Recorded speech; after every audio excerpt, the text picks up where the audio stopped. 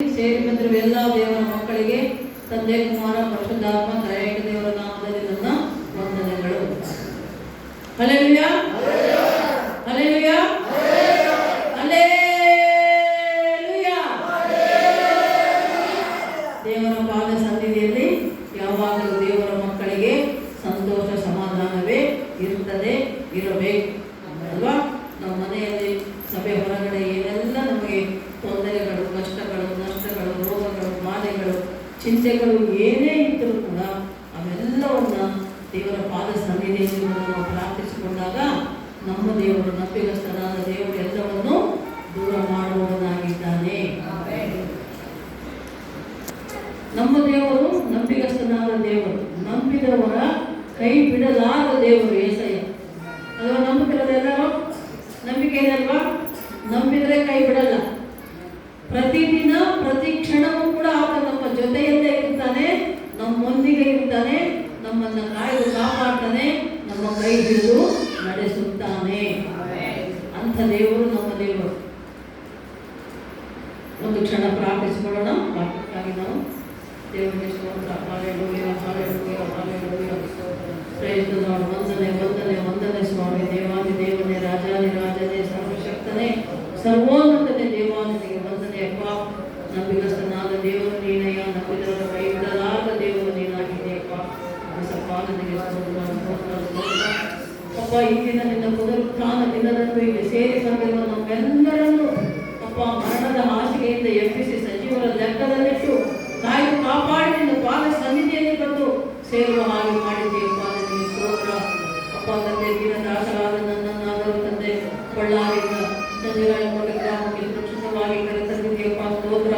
ಬಂದಂಥ ಮಗನ ಮನೆಗಾಗಿ, ಮನೆ ಕುಟುಂಬಕ್ಕಾಗಿ ನಾವು ಪ್ರಾರ್ಥಿಸ್ತಾ ಇದ್ದೇವೆ. ಆಶೀರ್ವದಿಸು ಅಪ್ಪ. ಒಂದು ಈ ದಿನದ ಈ ಒಂದು ವಾಕ್ಯ ಪ್ರದೇಶದಲ್ಲಿ ನೀನ ದಾಸರಾದ ನನ್ನನ್ನು ಮರೆ ಮಾಡಿಕೊಂಡು ನೀನೇ ಮಾತನಾಡು ಸ್ವಾಮಿ. ಬಂದಿರುವ ಮಕ್ಕಳು ನಿನ್ನ ವಾಕ್ಯವನ್ನು ಕೇಳಿಕೊಂಡು, ತಿಳಿದುಕೊಂಡು, ಅರ್ಥ ಮಾಡಿಕೊಂಡು, ಗ್ರಹಿಸಿಕೊಂಡು ನಿನ್ನ ವಾಕ್ಯದ ಪ್ರಕಾರ ಜೀವಿಸುವಂತೆ ಸಹಾಯ ಮಾಡಪ್ಪ.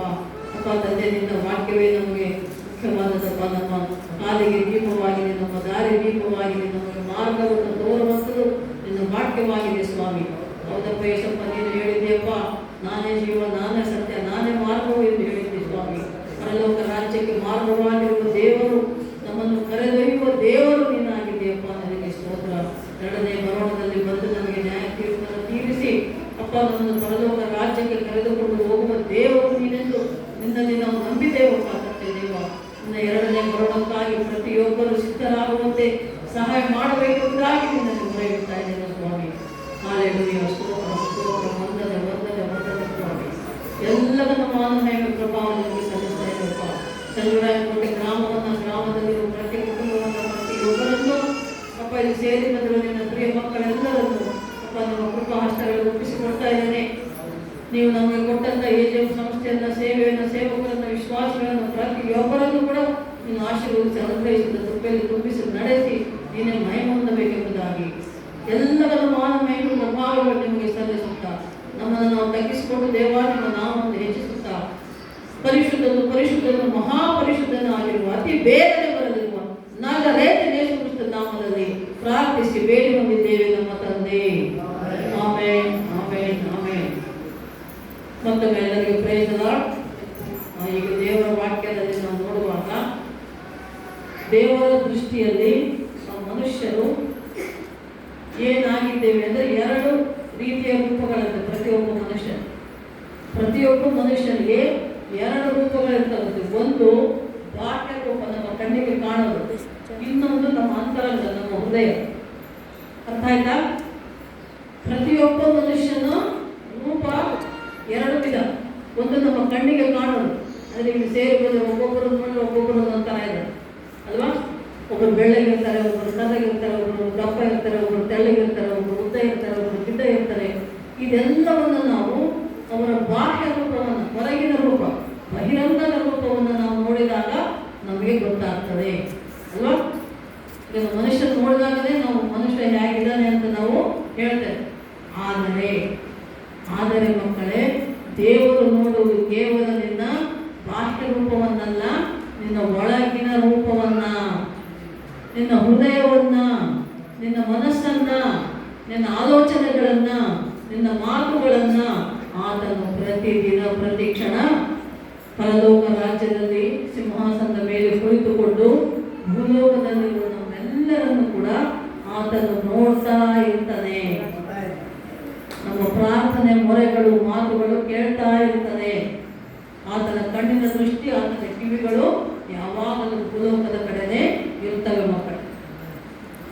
ಅರ್ಥ ಆಯ್ತಾ? ಅಂದ್ರೆ ಮನುಷ್ಯನ ರೂಪ ಕೇವಲ ಹೊರಗಿನ ರೂಪ ದೇವರು ಇಷ್ಟಪಡಲ್ಲ.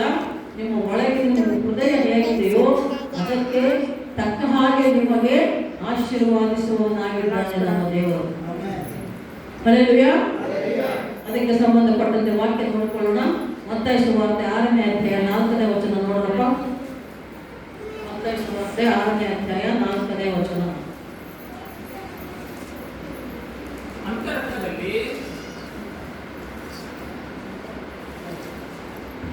ಅಂತರಂಗದಲ್ಲಿ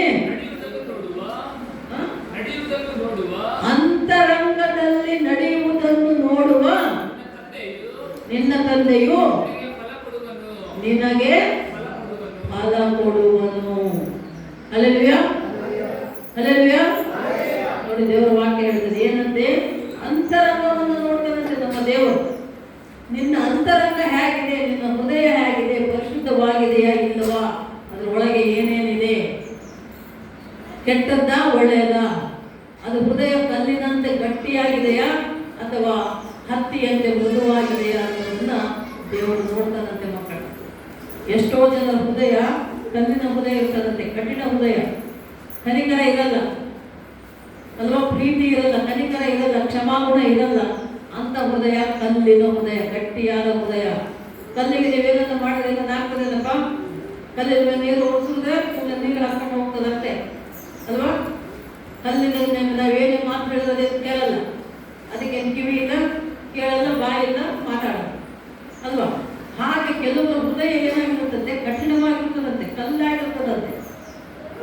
ಆದರೆ ದೇವರು ಅಂಥ ಕಲ್ಲಿನ ಹೃದಯವನ್ನು ಕೂಡ ಮೃದುವಾದ ಹತ್ತಿ ಅಂದ್ರೆ ಗೊತ್ತಲ್ಲ, ಕಾಟನ್ ಹತ್ತಿ ಮೆತ್ತಗಿರ್ತದ, ಗಟ್ಟಿ ಇರ್ತದ? ಹೂವು ಗಟ್ಟಿ ಇರ್ತದ, ಮೆತ್ತಿರ್ತದಪ್ಪ. ಹೂವಿನಂತೆ, ಹತ್ತಿಯಂತೆ ನಿನ್ನ ಹೃದಯವನ್ನು ಮೃದುವಾಗಿ ಮಾಡಬಲ್ಲ ಒಂದು ಶಕ್ತಿ ದೇವರಿಗೆ ಇದೆ, ನಮ್ಮ ದೇವರಿಗೆ. ಸರ್ವಶಕ್ತನಾದ ದೇವರ ಆತನು ಸಮಸ್ತವನ್ನು ಸಾಧ್ಯವನ್ನಾಗಿ ಮಾಡುವಂತಹ ದೇವರು. ನಾವು ನಂಬಿಕೆಯಿಂದ ಪ್ರಾರ್ಥನೆ ಮಾಡಿಕೊಂಡು ಕೇಳಿಕೊಂಡ್ರೆ ನಾವು ಕೇಳಿದ್ದನ್ನ ಕೊಡುವ ದೇವರು. Hallelujah, hallelujah. ಹಾಗೆ ಮಕ್ಕಳೇ, ನಮ್ಮ ಹೃದಯದಲ್ಲಿ ಏನಿದೆ ಅನ್ನೋದನ್ನ ದೇವರು ನೋಡ್ತಾನಂತೆ, ನಾವು ನೋಡೋಕ್ಕಾಗಲ್ಲ. ಈಗ ಉದಾಹರಣೆಗೆ ನೀವು ಆಸ್ಪತ್ರೆಗೆ ಹೋದ್ರೆ ಹುಷಾರಿಲ್ಲ ಅಂದ್ರೆ ಏನ್ ಮಾಡ್ತಾರೆ? ಕೈಯು ಕಾಲು ಮುರಿದಿದ್ರೆ ಅಥವಾ ತಲೆನೋವು ಅಂದ್ರೆ ಅಥವಾ ಎದೆ ನೋವು ಅಂದ್ರೆ ಏನ್ ಮಾಡ್ತಾರೆ? ಎಕ್ಸ್ರೇ ತೆಗಿತಾರೆ, ಗೊತ್ತಾ? ಎಕ್ಸ್ರೇ ಅಂತ ತೆಗಿತಾರಮ್ಮ. ಎಕ್ಸ್ರೇ ತೆಗೆದಾಗ ಈಗ ನಾವು ನೋಡಿದ್ರೆ ನಮ್ಮ ಕಾಲಿಗೆ ಉದಾಹರಣೆ ಕಾಲು ಮೊನ್ನೆ ಹೋದವರ ಸಿಕ್ಕಾಪಟ್ಟೆ ಕಾಲು ತುಂಬಾ ಕಾಲು ನೋವಾಗಿತ್ತು, ಕಾಲಕ್ಕಾಗಲಿಲ್ಲ, ನಿಲ್ಲಕ್ಕೆ ನಡೆಯಕ್ಕೆ ಆಗ್ತಾ ಇಲ್ಲ, ಮನೇಲಿ ಅಷ್ಟು ನೋವಾಗ್ತಾ ಇತ್ತು ಕಾಲು. ಸರಿ, ಒಂದ್ಸಲ ಚೆಕಪ್ ಮಾಡ್ಸ್ಕೊಂಡ್ ಬರೋಣ ಅಂತ ಎಲುಬಿನ ಡಾಕ್ಟರ್, ಆರ್ಥೋಪೆಡಿಕ್ ಡಾಕ್ಟರ್ ಹತ್ರ ಹೋದ್ವಿ. ಹೋದ ಕೂಡಲೇ ಅವ್ರು ಮಾಡಿದ್ದೇನು, ನಾನು 2 ಮೊಣಕಾಲಿಗೆ ಎಕ್ಸ್ರೇ ತೆಗೆದು. ಈಗ ನಾವು ಹಿಂಗೆ ಸುಮ್ಮನೆ ನೋಡಿದ್ರೆ ಕಾಲು ಒಳಗೆ ಏನಿದೆ ನಮ್ಗೆ ಗೊತ್ತಾಗಲ್ಲ ಅಲ್ವಾ, ನಮ್ಮ ಕಣ್ಣಿಗೆ ಕಾಣಲ್ಲ, ಬರೀ ಕಣ್ಣಿಗೆ ಕಾಣಲ್ಲ. ಆದರೆ ಎಕ್ಸ್ರೇ ಮೆಷಿನ್ ಅಲ್ಲಿ ಎಕ್ಸ್ರೇ ತೆಗೆದಾಗ ಅಲ್ಲಿ ಒಳಗಡೆ ಇರುವಂಥ ಎಲುಬು ಸರಿಯಾಗಿದ್ದಾವ ಇಲ್ಲ, ಮುರಿದೋಗಿದಾವ, ಜೋಡಿಸ್ಕೊಂಡಿದಾವ. ಈಗ ಆಪರೇಷನ್ ಮಾಡಿದ ಮೇಲೆ ನೋಡಿ, ಆಪರೇಷನ್ ಏನಾದ್ರು ಮಾಡೋದಿದ್ರೆ ಆಪರೇಷನ್ ಮಾಡೋದಕ್ಕಿಂತ ಮುಂಚೆ ಒಂದ್ಸಲ ಎಕ್ಸ್ರೇ ತೆಗಿತಾರೆ, ಆಪರೇಷನ್ ಆದಮೇಲೆ ಮತ್ತೆ ಎಕ್ಸ್ರೇ ತೆಗಿತಾರೆ. ಆಪರೇಷನ್ ಮಾಡೋದಕ್ಕಿಂತ ಮುಂಚೆ ಕಾಲುಗಳು ಮುರಿದು ಎಲುಬು ಸೊಟ್ಟಪಟ್ಟ ಆಗಿದ್ರೆ ಅದನ್ನ ಆಪರೇಷನ್ ಮಾಡಿ ನೆಟ್ಟಗೆ ಮಾಡ್ತಾರಲ್ವಾ, ಆ ನೆಟ್ಟಗೆ ಸರಿಯಾಗಿ ಆಗಿದೆ ಇಲ್ಲ ಅಂತ ನೋಡೋದಕ್ಕೆ ಮತ್ತೆ ತೆಗಿತಾರೆ. ಅದು ನಮ್ಮ ಬರೀ ಕಣ್ಣಿಗೆ ಕಾಣಲ್ಲ. ಹಾಗೆ ನಮ್ಮ ತಂದೆಯಾದ ದೇವರ ಕಣ್ಣುಗಳು ಕೂಡ ಎಕ್ಸ್ರೇ ಮಿಷಿನ್ ಇದ್ದಾಗ ಮಕ್ಕಳೇ. ನಮ್ಮ ಕಣ್ಣಿಗೆ ಕಾಣಲಾರದು ತಂದೆಯಾದ ದೇವರಿಗೆ ಕಾಣ್ತದೆ. ಏನಾದರೂ ತಪ್ಪು ಮಾಡೋರು ಆ ಕಡೆ ಈ ಕಡೆ ನೋಡಿ ಯಾರಿಲ್ಲ ಅಂದ್ಬಿಟ್ಟು ತಪ್ಪು ಮಾಡಬಹುದು ಅಲ್ವಾ, ಕಳ್ಳತನ ಮಾಡ್ಬೋದು. ಈಗ ಮನೆ ಮುಂದೆ ಏನೋ ದೊಡ್ಡ ಏನೋ ಕಟ್ಟಿಗೆ ಹಾಕಿದ್ದಾರೆ, ಒಂದು ರಾಶಿ, ಪಕ್ಕದ ಮನೆಯಲ್ಲಿ ಕಟ್ಟಿಗೆ ಇಲ್ಲ ಅಂದ್ರೆ ಅವ್ರು ಏನ್ ಮಾಡ್ತಾರೆ, ಆ ಕಡೆ ಈ ಕಡೆ ನೋಡಿ ಯಾರಿಲ್ಲ ಅಂದ್ಬಿಟ್ಟು ಒಂದು ಆ ಕಟ್ಟಿಗೆ ಎತ್ಕೊಂಡು ಅವ್ರ ಮನೆ ಹಾಕೊಂಡು ಹೋಗ್ಬಿಡ್ತಾರೆ ಅಲ್ವಾ. ಮನೆ ಹೋಗಿಲ್ಲ, ಓನರಿಲ್ಲ, ಎಲ್ಲಿ ಹೋಗ್ಯಾರ ನಾವು ತಗೊಂಡು ಏನಾಯ್ತು ಅಷ್ಟೊಂದು ರಾಶಿ ಅವ್ರು ಏನ್ ಗೊತ್ತಾಗ್ಬೇಕು, ಆ ಕಟ್ಟಿಗೆ ತಗೊಂಡು ನಮ್ಮ ಮನೆಗೆ ಹಾಕೊಂಡು ಅಲ್ವಾ ಅಂತ ಬುದ್ಧಿ ಅಯ್ಯೋ ನನ್ನ ಹುಟ್ಟಿನ ಮಕ್ಕಳೇ, ನೀವು ಪಕ್ಕದ ಮನೆ ನೋಡಿಲ್ಲ, ಮೇಲೆ ದೇವರು ನೋಡ್ತಾ ಇದ್ದಾನೆ. ದೇವರ ದೃಷ್ಟಿಗೆ ನೀನು ಕಳ್ಳಿ ತಿಳ್ಕೋ ಅಲ್ವಾ? ಯಾರು ನೋಡಿಲ್ಲ ಅಂತ ಅನ್ಕೋಬೇಡ, ಮೇಲೆ ದೇವರು ನೋಡ್ತಾನೆ ಇರ್ತಾನೆ ಮಕ್ಕಳೇ. ಹಲ್ಲೆಲೂಯಾ.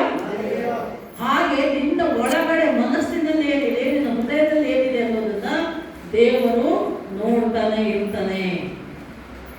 ನೋಡಿದಾಗ ನಿನ್ನ ಹೃದಯ ಶುದ್ಧವಾಗಿದ್ದರೆ, ನಿನ್ನ ಆಲೋಚನೆಗಳು ಶುದ್ಧವಾಗಿದ್ದರೆ, ನಿನ್ನ ಮಾತು ನಿನ್ನ ನಡೆನುಡಿ ಶುದ್ಧವಾಗಿದ್ದರೆ, ಅದಕ್ಕೆ ತಕ್ಕ ಪ್ರತಿಫಲವನ್ನ ದೇವರು ನಿನಗೆ ಕೊಡ್ತಾನೆ.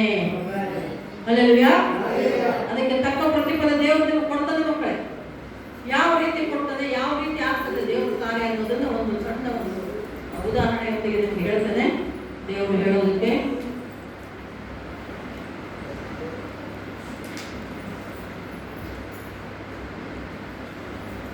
ಹಲ್ಲೆಲೂಯಾ.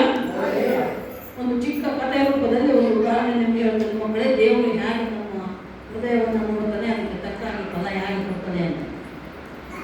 ದಾರಿಯಲ್ಲಿ ಒಬ್ಬ ಶ್ರೀಮಂತ ಮನುಷ್ಯ ಒಂದು ವೀಲ್ ಚೇರ್ ಅಲ್ಲಿ ಕೂತ್ಕೊಂಡ್ರೆ, ಕಾಲುಗಳು ಬಲಹೀನತೆ ಇದ್ದಾಗ ನಡೆಯಕ್ಕಾಗಲ್ಲ ಅಂದ್ರೆ ಒಂದು ವೀಲ್ ಚೇರ್ ಕೊಡ್ತಾರೆ.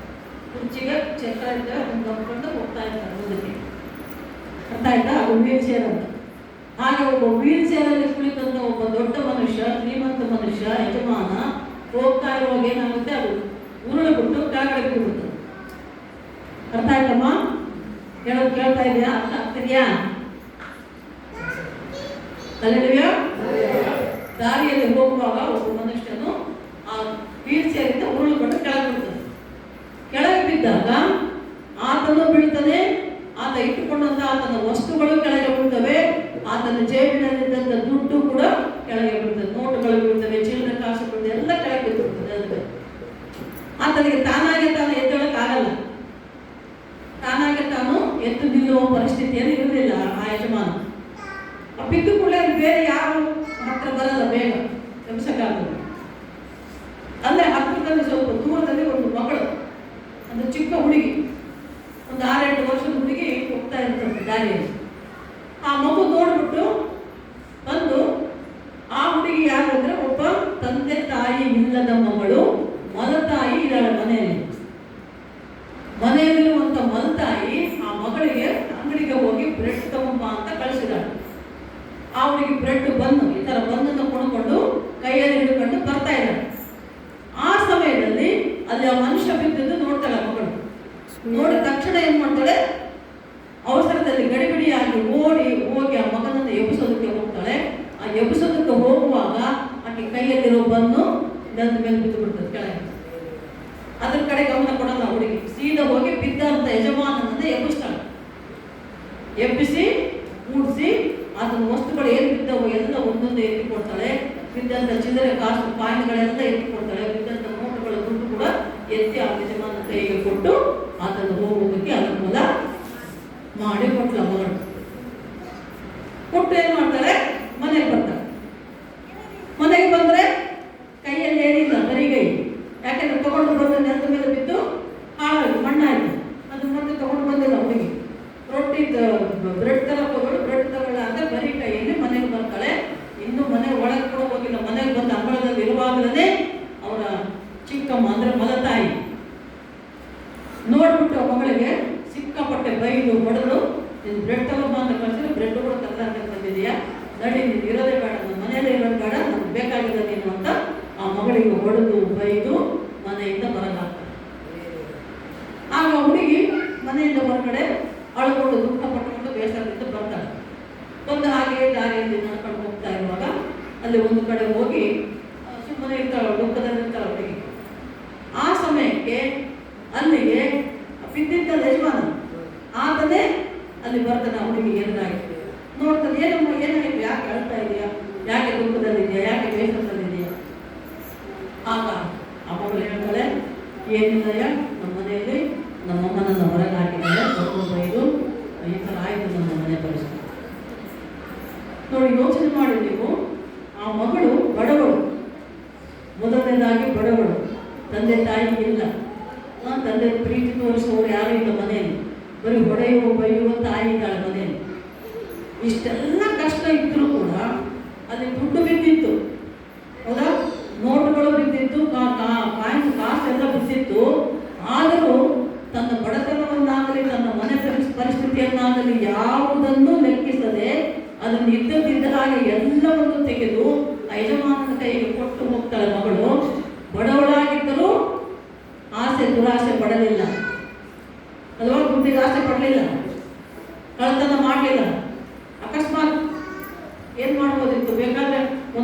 ನಾನು ಇಟ್ಕೊಂಡು ಒಂದು ಸ್ವಲ್ಪ ಬಿದ್ದಿದ್ದು, ಒಂದು ಅರ್ಧ ಎತ್ತಿಟ್ಟು ಅರ್ಧ ತಗೊಂಡು ಹೋಗ್ಬೋದಿತ್ತು ಅಲ್ವಾ, ಅಥವಾ ಎಲ್ಲರೂ ತಗೊಂಡು ಹೋಗೋದಿತ್ತು.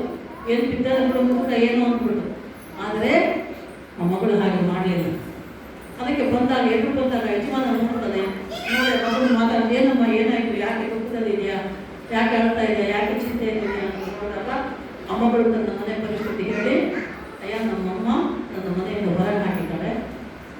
ಹೌದೇ, ನಮ್ಮ ಮನೆಯಿಂದ ಹೊರಗೆ ಹಾಕಿದ್ದಾಳೆ, ನೀನು ಎಲ್ಲಿ ಹೋಗ್ತೀಯಾ, ಏನು ಮಾಡ್ತೀಯ ಇವಾಗ, ಊಟ ಇಲ್ಲ ಮನೆ ಇಲ್ಲ ಅಲ್ವಾ, ಊಟ ಇಲ್ಲ ಮನೆಯಿಂದ ಯಾರು ಇಲ್ಲ, ನೋಡ್ಕೊಳ್ಳೋರು ಇಲ್ಲ, ಮತ್ತೇನು ಮಾಡ್ತೀಯ ನೀನೇನು ಅಂದಾಗ ಆ ಮಗಳು ಹೇಳ್ತಾಳಂತೆ, ಏನು ಹೇಳ್ತಾಳೆ, ನನ್ನ ದೇವರು ನನ್ನ ಕಾಪಾಡ್ತಾನೆ, ನಾನು ನಂಬಿದ ದೇವರು ನನ್ನ ಕೈ ಬಿಡೋದಯ್ಯ, ಏನೋ ಒಂದು ದಾರಿ ತೋರಿಸ್ತಾನೆ ನನ್ನ ದೇವರು ಅಂತ ಅಂದ್ಕೊಂಡು ಆ ಮಕ್ಕಳು ಹೋಗೋದಕ್ಕೆ ಹೊರಟಾಗ ಆಗ ಯಜಮಾನ ಏನು ಮಾಡ್ತಾನೆ, ಅವಳನ್ನ ಕೈ ಹಿಡಿದು ಕರೀತಾನೆ, ಬಾರಮ್ಮ ನೀನು ನನ್ನ ಜೊತೆ ಬಾ, ನಾನು ನಿನ್ನ ಕರ್ಕೊಂಡು ಹೋಗ್ತಾನೆ ಅಂತ ಕರ್ಕೊಂಡು ಹೋಗಿ ಆ ಮಗಳಿಗೆ, ಅದು ಶ್ರೀಮಂತ ಅಲ್ವಾ, ಎಷ್ಟೋ ಮನೆಗಳಿರ್ತಂತೆ ಶ್ರೀಮಂತ, ಒಂದು ಮನೆಯ ಬೀಗದ ಕೈಯನ್ನು ಅವಳಿಗೆ ಕೊಟ್ಟು ಮನೆ ಅವಳಿಗೆ ಮಗಳಿಗೆ ಒಪ್ಪಿಸ್ಕೊಟ್ಟು, ತಗೊಳಮ್ಮ ಇನ್ನು ಮೇಲೆ ಇದೇ ನಿನ್ನ ಮನೆ, ನೀನು ಈ ಮನೆಯಲ್ಲಿರು, ನೀನು ಸಂತೋಷವಾಗಿರು, ನಿನಗೆ ಯಾವ ಕೊರತೆ ಇದ್ದಂಗೆ ನಾನು ನೋಡ್ಕೊಳ್ತೇನೆ, ನನ್ನ ಮಗಳಾಗಿ ನೀವು ಈ ಮನೆಯಲ್ಲಿ ಇರು ಅಂತ ಮಗಳಿಗೆ ಒಂದು ಮನೆಯಲ್ಲಿ ದೊಡ್ಡ ಬಂಗಲೆಯನ್ನೇ ಆ ಮಗಳಿಗೆ ಕೊಡ್ತಾನಂತೆ ಯಜಮಾನ. ಈ ವಾಕ್ಯ ನಾವೇ ಓದಿದ್ದು, ಓದ ಮಗ ಇನ್ನೊಂದ್ಸಲ ಮತ್ತೆ ಯಾರು ನಾಲ್ಕು ಅಂತರಂಗದಲ್ಲಿ ಏನು ಅಂತರಂಗದಲ್ಲಿ ನಡೆಯುವುದನ್ನು ನೋಡುವ ನಿನ್ನ ತಂದೆಯು ನಿನಗೆ ಫಲ ಕೊಡುವನು. ಹಲ್ಲೆಲೂಯಾ. ಈ ಹುಡುಗಿ ಅಂತರಂಗದಲ್ಲಿ ಏನಿತ್ತು, ಒಳ್ಳೆತನ ಇತ್ತು, ದೇವರ ಮೇಲೆ ನಂಬಿಕೆ ಇತ್ತು. ಮಕ್ಕಳ ತಿಳ್ಕೊಳ್ಳಿ, ದಯೆ, ಕರುಣೆ, ಪ್ರೀತಿ, ನಂಬಿಕೆ, ವಿಶ್ವಾಸ ಇದ್ದಂತ ಮಗಳು ಆ ಮಗಳು. ದಯ, ಕನಿಕರ, ಪ್ರೀತಿ ಇದ್ದದಕ್ಕೆ ಯಜಮಾನನ ಎಬ್ಬಿಸಿ ಅದಕ್ಕೆ ಬಿದ್ದದನ್ನೆಲ್ಲ ಕೊಟ್ಟು ಕಳಿಸಿದ್ರು ಅಲ್ವಾ. ಕ್ಷಮಿಸುವ ಗುಣ ಇತ್ತು, ಅವರಮ್ಮ ಅಷ್ಟು ಬೈರು ಹೊಡೆದ್ರು ಕೂಡ ಅವರಮ್ಮನ ಕ್ಷಮಿಸಿ ಬಿಟ್ಟು ಬಂದ್ಬಿಟ್ಲು ದೂರ ಮಗಳು. ಜಗಳ ಆಡಲಿಲ್ಲ, ಹೊಡೆದಾಡಲಿಲ್ಲ, ಬಡದಾಡಲಿಲ್ಲ. ಆಯ್ತು ಬಿಡಮ್ಮ, ನಿನ್ನ ಇಷ್ಟ, ನಾನಿರೋ ನಿನಗೆ ಇಷ್ಟ ಇಲ್ಲಲ್ಲ, ಆಯ್ತು ಬಿಡು ನಾನು ಹೋಗ್ತೀನಿ ಅಂತ ಆ ಮಗಳು ಮನೆಯಿಂದ ಹೊರಗೆ ಹೋದಳು. ಆದರೆ ಮೊದತಾಯಿ ಕೈ ಬಿಟ್ಟರು, ದೇವರು ಆ ಮಗಳ ಕೈ ಬಿಡಲಿಲ್ಲ ಮಕ್ಕಳೇ. ಹಲ್ಲೆಲೂಯಾ. ಆ ಮಗಳ ಒಳ್ಳೆತನಕ್ಕೆ ದೇವರು ಒಳ್ಳೆ ಫಲವನ್ನೇ ಕೊಟ್ಟನು. ಒಳ್ಳೆಯವಳಾಗಿದ್ದು, ಒಳ್ಳೆ ನಡೆನುಡಿ ಇತ್ತು, ಅವಳ ಹೃದಯ, ಅವಳ ಅಂತರಂಗ ಶುದ್ಧವಾಗಿತ್ತು. ಕಳ್ಳತನ ಮಾಡಲಿಲ್ಲ, ಮೋಸ ಮಾಡಲಿಲ್ಲ, ದ್ರೋಹ ಮಾಡಲಿಲ್ಲ, ಯಾರನ್ನು ಬೈಲಿಲ್ಲ, ಹೊಡೆದಿಲ್ಲ, ಬಡಿಲಿಲ್ಲ, ಜಗಳ ಆಡಲಿಲ್ಲ, ಏನಿಲ್ಲ. ತಾಯಿ ಹೊರಗೆ ಹಾಕಿದ ಮನೆಯಿಂದ ಹೊರಗೆ ಬಂದು ದೇವರಲ್ಲಿ ನಂಬಿಕೆ ಇಟ್ಟುಕೊಂಡು ಹೋಗ್ತಾಳೆ. ಆ ನಂಬಿದ ದೇವರು ಆ ಮಗಳ ಕೈ ಬಿಡಲಾರದೆ ಆ ಶ್ರೀಮಂತ ಯಜಮಾನನ ಮುಖಾಂತರ ಆ ಮಗಳಿಗೆ ಬೇಕಾದದ್ದೆಲ್ಲವನ್ನು ಒದಗಿಸಿಕೊಟ್ಟನು. ಹಲ್ಲೆಲೂಯಾ. ಅಂದ್ರೆ ಅರ್ಥ ಏನು ಮಕ್ಕಳೇ, ನಿಮ್ಮ ಅಂತರಂಗ, ನಿಮ್ಮ ಹೃದಯ ಶುದ್ಧವಾಗಿದ್ದರೆ ನಿಮಗೆ ಏನು ಬೇಕು ಎಲ್ಲವನ್ನು ದೇವರು ಕೊಡುವವನಾಗಿದ್ದಾನೆ. ಹಲ್ಲೆಲೂಯಾ.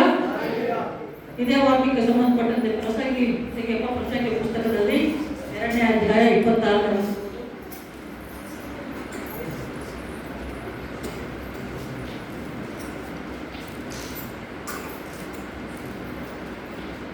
ಪ್ರಸಂಗಿ ಪುಸ್ತಕ 2ನೇ ಅಧ್ಯಾಯ 26ನೇ ವಚನ. ದೇವರು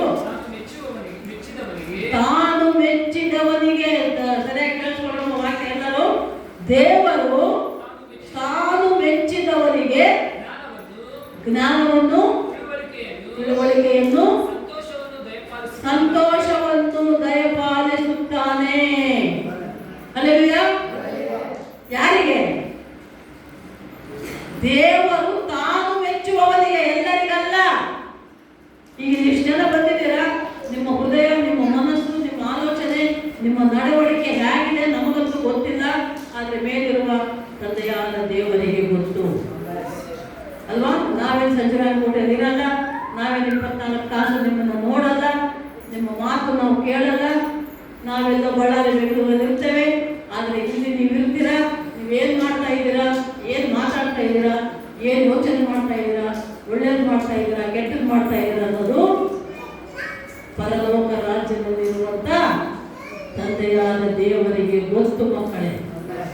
ಆತನು ನೋಡ್ತಾ ಇದ್ದಾನೆ, ನೋಡ್ತಾ ಇದ್ದಾನೆ, ನೋಡ್ತಾ ಇದ್ದಾನೆ, ನೋಡ್ತಾನೇ ಇದ್ದಾನೆ. ನೋಡ್ತಾ ನೋಡ್ತಾ ಏನ್ ಮಾಡ್ತಾನೆ ಅಂತ, ಯಾರು ತನಗೆ ಇಷ್ಟ ಆಗ್ತಾರೋ, ಅಂದ್ರೆ ಯಾರು ತನ್ನ ವಾಕ್ಯದ ಪ್ರಕಾರ ನಡ್ಕೊಳ್ತಾರೋ, ಯಾರು ತನ್ನ ಆಜ್ಞೆಗಳನ್ನು ಕೈಕೊಂಡು ನಡ್ಕೊಳ್ತಾರೋ, ಯಾರು ಆತನ ವಾಕ್ಯದ ಭಯಭಕ್ತಿಯಿಂದ ನಡ್ಕೊಳ್ತಾರೋ ಅವರಿಗೆ ಆತನು ಯಾವಾಗಲೂ ಒಳ್ಳೆಯದನ್ನೇ ಮಾಡ್ತಾನೆ. ನಮ್ಮ ದೇವರು ಒಳ್ಳೆಯ ದೇವರು, ಒಳ್ಳೆಯದನ್ನೇ ಮಾಡುವಂತ ದೇವರು, ಒಳ್ಳೆಯದನ್ನೇ ಮಾಡ್ತಾನೆ. ಅಂದ್ರೆ ಯಾರಿಗೆ?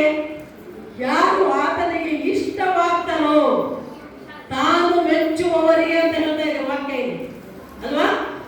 ದೇವರು ತಾನು ಮೆಚ್ಚುವವರಿಗೆ ಜ್ಞಾನವನ್ನು ಕೊಡ್ತಾನಂತೆ.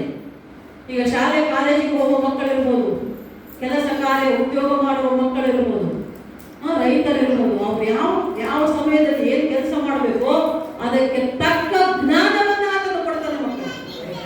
ಹಲ್ಲೆಲೂಯಾ. ಈಗ ನೋಡಿ, ನಾವು ಮೊನ್ನೆ ಹೋದ ತಿಂಗಳಲ್ಲಿ ಒಬ್ಬ ಪಾಸ್ಟರ್ ತೋಟದಲ್ಲಿರ್ತಾರೆ, ಒಬ್ಬ ಪಾಸ್ಟರ್ ಅಭಿಷೇಕ ಅಂದ್ಬಿಟ್ಟು ಅವರ ಹೆಂಡತಿಗೆ ಗರ್ಭಚೀಲ ಏನೋ ತೊಂದರೆ ಗರ್ಭಾಶಯದಲ್ಲಿ ಅಂತ ಆಪರೇಷನ್ ಮಾಡಿದ್ದಾರೆ. ಆಪರೇಷನ್ ಮಾಡಿದ್ದಾರೆ, ಮಾಡ್ಕೊಂಡು ಮನೆಗೆ ಬಂದಿದ್ದಾರೆ, ಎಷ್ಟೋ ಸಾವಿರ ದುಡ್ಡು ಖರ್ಚು ಮಾಡಿದ್ದಾರೆ. ಆದರೂ ಆಕೆಗೆ ಆ ನೋವು ಹೋಗ್ತಾ ಇಲ್ಲ. ಮುಂಚೆ ಇದ್ದಂಥ ನೋವು ಹೋಗಿಲ್ಲ, ಮತ್ತೆ ಹಾಗೆ ನೋಯ್ತಾ ಇದ್ದಂತೆ. ಮತ್ತೆ ಮತ್ತೆ ಯಾಕೆ ಇಷ್ಟು ನೋಯ್ತಾ ಇದೆ ಅಂತ ಮತ್ತೆ ಚೆಕಪ್ ಹೋದರೆ ನೋಡಿದರೆ ಅವರು ಮೊದಲು ಮಾಡಿದ ಆಪರೇಷನ್ ಸರಿಯಾಗಿ ಆಗಿಲ್ಲ. ಮತ್ತೆ ಆಪರೇಷನ್ ಮಾಡ್ಬೇಕಂದ್ರೆ ಆ ಪಾಸ್ಟ್ ಎಷ್ಟೋ ದುಃಖದಿಂದ ನಮಗೆ ಪ್ರೇಯರ್ ಮಾಡಕ್ಕೆ ಹೇಳಿದ್ರು. ಅಮ್ಮ ಈಗ ಮತ್ತೆ ಡಾಕ್ಟ್ರು ಮತ್ತೆ ಆಪರೇಷನ್ ಮಾಡಿದ್ರು, ಸಕ್ಸಸ್ ಆಗಿಲ್ಲ, ಸರಿಯಾಗಿಲ್ಲ ಅಂತೆ, ಅದು ಮತ್ತೆ ಆಪರೇಷನ್ ಮಾಡ್ಬೇಕಂತೆ, ಮತ್ತೆ ಇವಾಗ ಆಸ್ಪತ್ರೆಗೆ ಹೋಗ್ಬೇಕು, ಮತ್ತೆ ಖರ್ಚು. ಅದು ಎಷ್ಟು ಕಷ್ಟ ಅಲ್ವಾ? ಕಷ್ಟ ನಷ್ಟ ಎರಡೂ ಕೂಡ ಅದೇ. ಮತ್ತೆ ಆಪರೇಷನ್ ಮಾಡಿದ್ರಂತೆ. ಯಾಕಾಯ್ತು ಹೀಗೆ? ಯಾರು ಡಾಕ್ಟರ್ ಮಹಾನ್ ದೊಡ್ಡ ಮನುಷ್ಯರು ಮಾಡೋರಿಗೆ ಸರಿಯಾದ ಜ್ಞಾನ ಇಲ್ಲ ಅಲ್ಲ. ಎಷ್ಟೋ ಜನ ಓದ್ಕೊಂಡ್ ಬರ್ತಾರೆ, ಎಷ್ಟೋ ಇಂಜಿನಿಯರ್ಗಳು ಕೆಲವು ಕಡೆ ಬಿಲ್ಡಿಂಗ್ ಕಟ್ತಾರೆ, ಕಾಲುವೆ ಸೇತುವೆ ಕಟ್ತಾರೆ, ಬ್ರಿಡ್ಜ್ ಕಟ್ತಾರೆ, ತಕ್ಷಣ ಬಿದ್ದೋಗ್ಬಿಡ್ತವು ಅಲ್ಲ. ಎಷ್ಟೋ ಕಡೆ ಕಟ್ಟಿದ ಬಿಲ್ಡಿಂಗ್ಗಳು ಕುಸಿದ್ಬಿಟ್ಟವೆ, ಕಟ್ಟಿದ ಬ್ರಿಡ್ಜ್ಗಳು ಬಿದ್ದೋಗ್ಬಿಟ್ಟವೆ. ಯಾಕೆ ಅಂದ್ರೆ ಅವ್ರಿಗೆ ಸರಿಯಾದ ಜ್ಞಾನ ಇಲ್ಲ. ಏನೋ ಒಂದು ಓದ್ಕೊಂಡು ಬಂದ್ಬಿಟ್ಟಾರೆ, ಕಾಪಿ ಹೊಡೆದು ಪಾಸ್ ಆಗ್ಯಾರೋ, ದುಡ್ಡು ಕೊಟ್ಟು ಪಾಸ್ ಆಗ್ಯಾರೋ ಗೊತ್ತಿಲ್ಲ. ಆದರೆ ಅವ್ರು ಮಾಡಬೇಕಾದ ಕೆಲಸ ಮಾಡುವಾಗ ಸರಿಯಾಗಿ ಮಾಡುವುದಿಲ್ಲ. ಅದಕ್ಕೆ ಏನಾಗುತ್ತೆ? ತೊಂದರೆ ಅನುಭವಿಸ್ಬೇಕು ಅಲ್ವಾ? ಎಷ್ಟೋ ಕಷ್ಟ ನಷ್ಟವನ್ನು ಅನುಭವಿಸ್ಬೇಕಾಗ್ತದೆ ಮಕ್ಕಳೇ. ಹಾಗೆ ನಾವು ಅದೇ ನಾವು ದೇವರಲ್ಲಿ ನಂಬಿಕೆಯಿಂದ ಪ್ರಾರ್ಥನೆಯಿಂದ ಇರುವುದಾದರೆ ದೇವರು ತಾನು ಮೆಚ್ಚುವವರಿಗೆ ಸರಿಯಾದ ಜ್ಞಾನವನ್ನ, ತಿಳುವಳಿಕೆಯನ್ನು ಎರಡು ಕೊಡ್ತಾನಂತೆ ನೋಡಿ. ಜ್ಞಾನವನ್ನು ಕೊಡ್ತಾನೆ, ತಿಳುವಳಿಕೆಯನ್ನು ಕೊಡ್ತಾನೆ. ಅಷ್ಟೇ ಅಲ್ಲ, ಸಂತೋಷವನ್ನು ಕೂಡ ದಯಪಾಲಿಸುತ್ತಾನೆ. ಹಲ್ಲೆಲೂಯಾ. ಅಂತ ಆರೋಗ್ಯವಾಗಿ, ಸುಖವಾಗಿ, ಸಂತೋಷವಾಗಿ, ಸಮಾಧಾನವಾಗಿ ಇದ್ದೇವೆ ಅಂದರೆ ಅದು ದೇವರು ನಮ್ಮ ಮೇಲೆ ತೋರಿದ ಕೃಪೆ, ಕರುಣೆ, ಆತನು ನಮಗೆ ನೀಡಿದ ಆಶೀರ್ವಾದ ಅಲ್ವಾ. ದೇವರ ಕರುಣೆ, ಕೃಪೆ, ಆಶೀರ್ವಾದ ನಮ್ಮ ಮೇಲೆ ಇದ್ದಾಗ ಮಾತ್ರ ನಾವು ಸಂತೋಷವಾಗಿ, ಸಮಾಧಾನವಾಗಿ ಇರುವುದಕ್ಕೆ ಸಾಧ್ಯ ಮಕ್ಕಳೇ. ಹಾಗೆ ನಮ್ಮ ಹೃದಯ, ನಮ್ಮ ಅಂತರಂಗ ಹೇಗಿದೆ ನಮ್ಮನ್ನೇ ನಾವು ಪರೀಕ್ಷೆ ಮಾಡಿಕೊಳ್ಬೇಕು. ಕೆಟ್ಟ ಆಲೋಚನೆಗಳಿದೆಯಾ, ಕೆಟ್ಟದಿದೆಯೋ, ಯಾರಿಗಾದ್ರೂ ಮೋಸ ಮಾಡ್ತಾ ಇದೀವ, ದ್ರೋಹ ಮಾಡ್ತಾ ಇದೀವ. ಇದೀಗ ನಾವು 5ನೇ ಕೀರ್ತನೆ ಓದಿದೀವಲ್ವಾ, 5ನೇ ಕೀರ್ತನೆ ಭಾಗದಲ್ಲಿ ಕೂಡ ಅದೇ ಹೇಳಿದ್ದು. ಕಪಟಿಗಳು, ಮೋಸಗಾರರು, ಸೊಕ್ಕಿನವರು, ಅಧರ್ಮಿಗಳು ಅಂದರೆ ದೇವರಿಗೆ, ದೇವರ ವಾಕ್ಯಕ್ಕೆ ವಿರೋಧವಾಗಿ ನಡೆದುಕೊಳ್ಳುವಂಥವರು, ಅವರು ಯಾರು ಕೂಡ ದೇವರಿಗೆ ಇಷ್ಟವಾಗುವುದಿಲ್ಲ. ಅವರಿಗೆ ನಾಶವೇ ಆಗ್ತದೆ ಹೊರತು ದೇವರ ಕೃಪೆ, ಆಶೀರ್ವಾದ ಸಿಗೋದಿಲ್ಲ ಮಕ್ಕಳೇ. ಇನ್ನೊಬ್ಬರಿಗೆ ಮೋಸ ಮಾಡೋದು, ಅನ್ಯಾಯ ಮಾಡೋದು, ದ್ರೋಹ ಮಾಡೋದು, ದೇವರ ಮಾತಿಗೆ ವಿರೋಧವಾಗಿ ನಡ್ಕೊಳ್ಳೋದು, ಈ ಥರ ಎಲ್ಲ ಮಾಡಿದರೆ ಖಂಡಿತ ಅವರಿಗೆ ಯಾವತ್ತೂ ಕೂಡ ಒಳ್ಳೆಯದಾಗುವುದಿಲ್ಲ. ನಾವು ಯಾವಾಗ ದೇವರಲ್ಲಿ ಸಂಪೂರ್ಣವಾಗಿ ನಂಬಿಕೆ ಇಟ್ಟುಕೊಂಡ, ಆ ಚಿಕ್ಕ ಮಕ್ಕಳು ದೇವರನ್ನು ಸಂಪೂರ್ಣವಾಗಿ ನಂಬಿಕೆ ಇಟ್ಟುಕೊಂಡಿದ್ದರು. ನನ್ನ ದೇವರು, ನಾನು ನಂಬಿದ ದೇವರು ನನ್ನ ಕೈ ಬಿಡಲ್ಲ, ಆತನೇ ನನಗೆ ದಾರಿ ತೋರಿಸ್ತಾರೆ ಅಂತ ಅಂದುಕೊಂಡು ದೇವರು ಒಳ್ಳೆ ದಾರಿಯನ್ನೇ ಆ ಮಗಳಿಗೆ ತೋರಿಸಿದ. ತಂದೆ ತಾಯಿ ಬಂಧು ಬಳಗ ಇರುವುದಕ್ಕೆ ಮನೆ, ಊಟಕ್ಕೆ ಏನೂ ಇಲ್ಲದಾಗ ದೇವರು ಆ ಮಗಳನ್ನ ಕೈ ಬಿಡಲಿಲ್ಲ.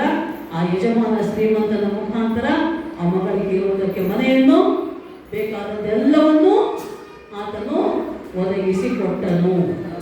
ಹಲ್ಲೆಲೂಯಾ. ಹಾಗೆ ಮಕ್ಕಳೇ, ನಾವು ನೀವು ಕೂಡ ಯಾವಾಗಲೂ ದೇವರ ಮಾತಿಗೆ ವಿಧೇಯರಾಗಿ ನಡ್ಕೊಳ್ಬೇಕು, ನಂಬಿಕೆಯಿಂದ ನಡ್ಕೊಳ್ಬೇಕು. ಅರ್ಥ ಆಯ್ತು? ನಂಬಿಕೆಯಿಂದ ನಮಗೆ ಬೇಕಾದದ್ದು ಸಿಗ್ತದೆ. ನಂಬಿಕೆ ಯಾವ ರೀತಿ ಇರಬೇಕು ಅಂದರೆ, ಅದಕ್ಕೊಂದು ಚಿಕ್ಕ ಉದಾಹರಣೆ. ಒಂದ್ಸಲ ಊರಲ್ಲಿ ಮಳೆನೇ ಇರುವಂತೆ, ಮಳೆನೇ ಇಲ್ಲ, ಸರಿಯಾಗಿ ಏನು ಬೆಳೆ ಇಲ್ಲ, ಬಹಳ ಕಷ್ಟ ಆಗ್ತದೆ, ನೀರು ಕುಡಿಯೋ ನೀರು ಇಲ್ಲ. ಅದಕ್ಕೆ ಪ್ರಾರ್ಥನೆ ಮಾಡೋದು, 3 ಜನ ಎಲ್ಲ ಸೇರಿ ಪ್ರಾರ್ಥನೆ ಮಾಡಬೇಕು ಅಂತ ಊರಲ್ಲಿ ತಗೊಂಡು ಮಾಡ್ತಿರ್ತಾರೆ.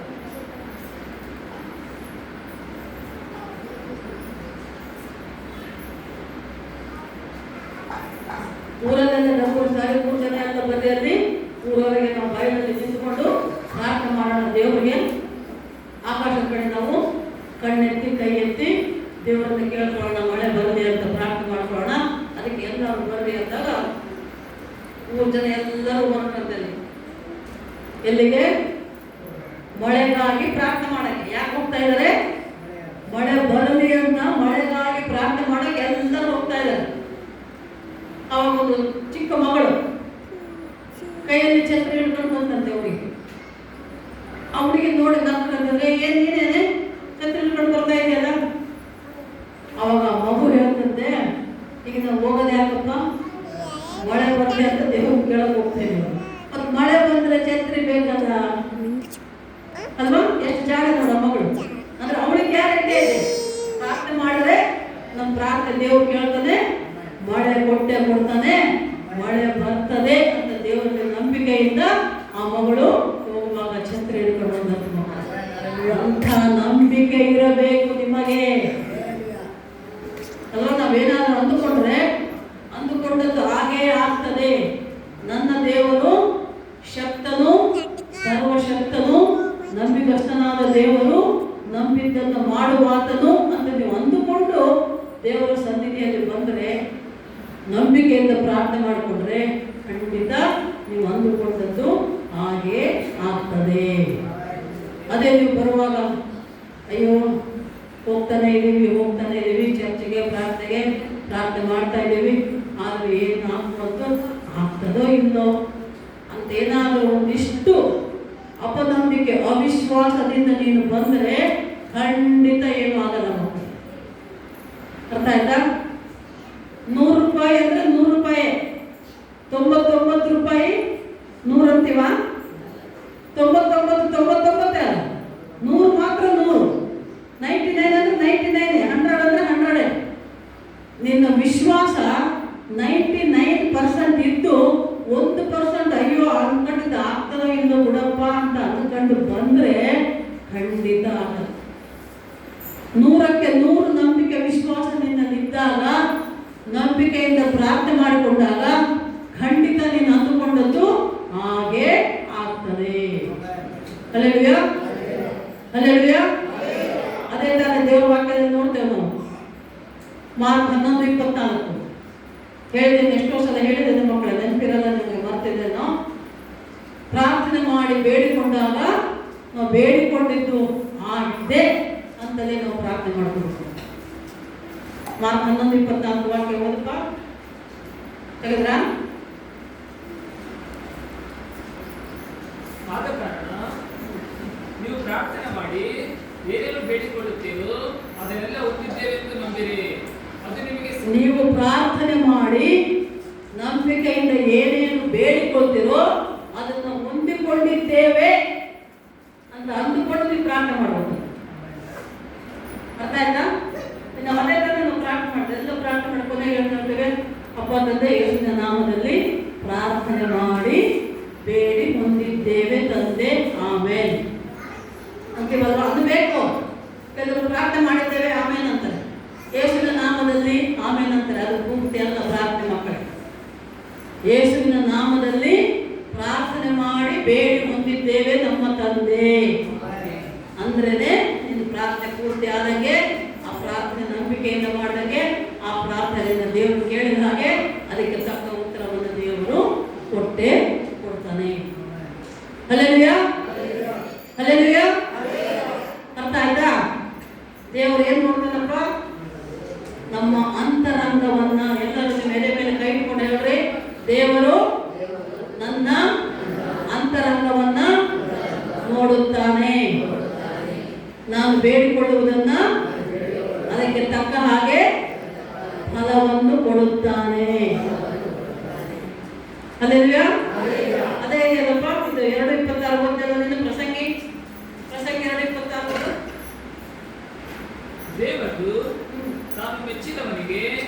ದೇವರು ತಾನು ಮೆಚ್ಚಿದವನಿಗೆ ಜ್ಞಾನವನ್ನು ತಿಳುವಳಿಕೆಯನ್ನು ಸಂತೋಷವನ್ನು ದಯಪಾಲಿಸುತ್ತಾನೆ. ಪಾಪಿಗಾದರೂ ತನ್ನ ಮೆಚ್ಚುಗೆಯಾದವನಿಗೆ ಒದಗತಕ್ಕವುಗಳನ್ನು ಕೂಡಿಸಿಡುವ ಪ್ರಯಾಸವನ್ನೇ ನೇಮಿಸುತ್ತಾನೆ. ಪಾಪಿಗೆ ನಾಶ, ಪರಿಶುದ್ಧನಾಗಿದ್ದವನಿಗೆ ಮಾತ್ರ ದೇವರ ಆಶೀರ್ವಾದ. ಮತ್ತೆ 6:4 ವಾಕ್ಯ. ಮತ್ತೆ 6:4 ನೋಡಪ್ಪ. ಅಂತರಂಗದಲ್ಲಿ ನಡೆಯುವುದನ್ನು ನೋಡುವ ನಿನ್ನ ತಂದೆಯು ನಿನಗೆ ಫಲ ಕೊಡುವನು. ಫಲ ಅಂದ್ರೆ ಇದೇನು? ದೇವರ ಆಶೀರ್ವಾದ, ದೇವರ ಕೃಪೆ ನಿನಗೆ ಸಿಗುತ್ತದೆ. ಅರ್ಥ ಆಯ್ತಾ ಮಕ್ಕಳೇ? ನಮ್ಮ ಅಂತರಂಗದಲ್ಲಿ, ನನ್ನ ಅಂತರಂಗದಲ್ಲಿ ಏನ್ ನಡೀತಾ ಇದೆ, ಏನು ಆಲೋಚನೆ ಇದೆ, ಏನು ಮಾತಾಡ್ತಾ ಇದೆಯಾ? ನಿನ್ನ ಹೃದಯ, ನಿನ್ನ ನಾಲಿಗೆ, ನಿನ್ನ ಆಲೋಚನೆ ಶುದ್ಧವಾಗಿ ಪರಿಶುದ್ಧವಾಗಿದ್ದರೆ ಮಾತ್ರ ನಿನಗೆ ದೇವರು ಫಲವನ್ನು ಕೊಡುತ್ತಾನೆ. ಆ ಫಲ ಅಂದ್ರೆ ದೇವರ ಆಶೀರ್ವಾದ, ಆ ಫಲ ಅಂದ್ರೆ ದೇವರ ಕೃಪೆ. ನಿನ್ನ ಕುಟುಂಬಕ್ಕೆ ಬೇಕಾದದ್ದೆಲ್ಲವನ್ನೂ ಆತನು ಒದಗಿಸಿಕೊಡುತ್ತಾನೆ. ಆಹಾರ, ಮನೆ, ವಸ್ತ್ರ, ಬಟ್ಟೆ, ಹೊಲ, ತೋಟ, ಮಳೆ, ಬೆಳೆ ಎಲ್ಲವನ್ನು ನಿನಗೆ ಏನು ಬೇಕೋ ಅದೆಲ್ಲವನ್ನು ಆತನು ಒದಗಿಸಿಕೊಡುವನಾಗಿದ್ದಾನೆ. Hallelujah, hallelujah. ಆದ್ದರಿಂದ ಮಕ್ಕಳೇ, ನಾವೆಲ್ಲರೂ ಕೂಡ ನಮ್ಮ ಹೃದಯವನ್ನ ಶುದ್ಧವಾಗಿಟ್ಟುಕೊಳ್ಳೋಣ. ನಮ್ಮ ಆಲೋಚನೆಗಳು ಶುದ್ಧವಾಗಿರಲಿ. ನಾವು ಆಡುವ ನಮ್ಮ ಬಾಯಿಂದ ಬರುವ ಮಾತುಗಳು ಕೂಡ ಶುದ್ಧವಾಗಿರಬೇಕು. ಇನ್ನೊಬ್ಬರಿಗೆ ಸಂತೋಷ ಸಮಾಧಾನವನ್ನ ಉಂಟು ಮಾಡುವಂತೆ ಇರಬೇಕು. ನಮ್ಮ ಮಾತಿನಿಂದ ಯಾರಿಗೂ ನೋವಾಗಬಾರದು, ಬೇಸರ ಆಗಬಾರದು. ಅಥವಾ ನಮ್ಮ ಆಲೋಚನೆಗಳು ಕೆಟ್ಟದ್ದಾಗಿದ್ರೆ ಕೆಟ್ಟದ್ದೇ ಆಗ್ತದೆ, ಒಳ್ಳೆಯದಾಗಿದ್ದರೆ ಮಾತ್ರ ಒಳ್ಳೆಯದಾಗ್ತದೆ ಮಕ್ಕಳು. ಹಾಗೆ ನಮ್ಮ ಹೃದಯ ಕೂಡ ಶುದ್ಧವಾಗಿರಬೇಕು, ನಮ್ಮ ಮನಸ್ಸು ಶುದ್ಧವಾಗಿರಬೇಕು. ನಮ್ಮ ನಡೆನುಡಿ ಶುದ್ಧವಾಗಿದ್ದರೆ ನಮ್ಮ ನಡೆಯಿಂದಲೂ ನುಡಿಯಿಂದಲೂ ನಾವು ದೇವರಿಗೆ ಮಾತ್ರ ಮೆಚ್ಚುಗೆಯಾಗುವಂತೆ, ಮಹಿಮಕರವಾಗುವಂತೆ ನಾವು ಜೀವಿಸಬೇಕು. ಆದರೆ ದೇವರು ನಮ್ಮನ್ನು, ನಿಮ್ಮನ್ನು, ನಮ್ಮ ಕುಟುಂಬಗಳು, ನಮ್ಮ ಹೊಲ ಗದ್ದೆಗಳು, ತೋಟಗಳು, ಪಶು ಪಕ್ಷಿಗಳು, ಪ್ರಾಣಿಗಳು ಎಲ್ಲವನ್ನು ಆತನ ಆಶೀರ್ವದಿಸುತ್ತಾನೆ. ಹಲ್ಲೆಲೂಯಾ. ನಮ್ಮ ಆಲೋಚನೆ ಯಾರ ಮೇಲೂ ಸೇಡು ದ್ವೇಷ ಇರಬಾರದು ಮಕ್ಕಳು. ಯಾವಾಗಲೂ ನಾವು ಶಾಂತಿಯಿಂದ ಸಮಾಧಾನದಿಂದ ಇರಬೇಕು. ಆಗಲೇ ನಮಗೆ ನೆಮ್ಮದಿ ಅಲ್ವಾ? ನಾವು ಸಮಾಧಾನದಿಂದಲೇ ನಮಗೆ ನೆಮ್ಮದಿ. ನಂಬಿಕೆ ಇರಬೇಕು ಯಾವಾಗ. ನಂಬಿಕೆ ಇಲ್ಲ ಅಂದರೆ ಏನೂ ಆಗೋದಕ್ಕೆ ಸಾಧ್ಯ ಇಲ್ಲ ಅಲ್ವಾ?